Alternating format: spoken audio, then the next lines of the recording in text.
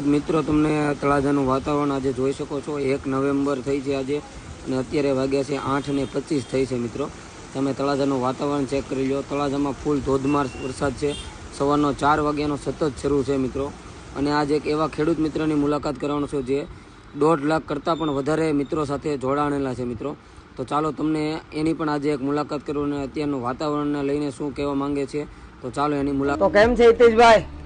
રામ રામ રામ રામ। તો આ વાતાવરણને લઈને તમે શું કહેવા માંગશો?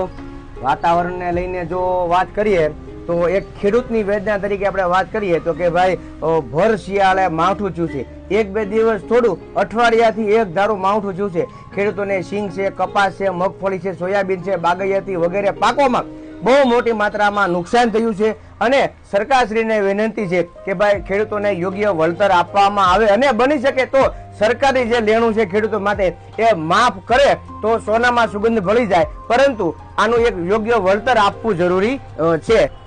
શિયાળું જે આ માવઠું થયું છે એમાં ખેડૂતોને પીડા પર પાટું છે, કારણ કે જે ચોમાસાનો પાક હતો દિવાળીએ લેવાનો હતો એ તો બધો જતો રહ્યો છે, પણ નવું પીક પાળું ઊભું કરવાનું છે એના માટે પણ ખેડૂતો પાસે પૈસા નથી, કાવડિયા નથી। અને ખેડૂતની એક વેદના જો ગણીએ તો અત્યારે દિવાળી ઉપર બાળકોની ફી ભરવાની હોય, નવું પીક પાળું ઊભું કરવાનું હોય, દીકરા દીકરીના લગ્નની તારીખો લેવાની હોય, એના માટેનો સામાન બધો કરિયાવર ને બધું લેવાનું હોય, તો આના માટે પણ ખેડૂતો માટે અત્યારે પીડા પર પાટું છે।